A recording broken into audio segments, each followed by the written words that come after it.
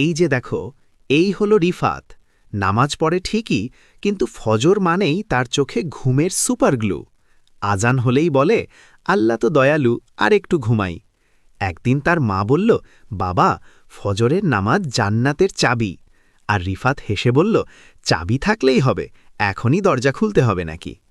সেই রাতে রিফাত ঘুমিয়ে পড়ল, আর হঠাৎ দেখল অদ্ভুত এক স্বপ্ন। সে দাঁড়িয়ে আছে জান্নাতের বিশাল দরজার সামনে। সে দৌড়ে গিয়ে বলছে, দরজা খোল। ঠিক তখনই হাজির সিকিউরিটি গার্ড মুরগি।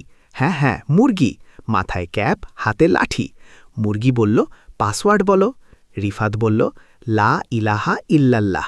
মুরগি বলল, ঠিক আছে, কিন্তু ফজরের হাজিরা? রিফাত চুপ।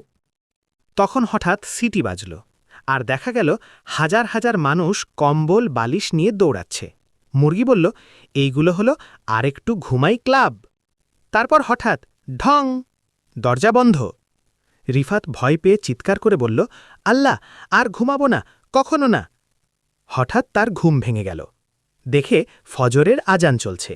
সে লাফ দিয়ে উঠে অজু করল, আর দাঁড়িয়ে গেল নামাজে। নামাজ শেষে সে হেসে বলল, আজ থেকে আমি আরেকটু ঘুমাই গ্রুপ লিভ। আর এখন তোমার জন্য সবচেয়ে গুরুত্বপূর্ণ কথা, মনে রেখো, জান্নাতের দরজা রিমোটে খোলে না, নামাজ দিয়ে খোলে। আল্লাহ আমাদের সবাইকে 5 ওয়াক্ত নামাজ পড়ার তৌফিক দান করুন। আমিন।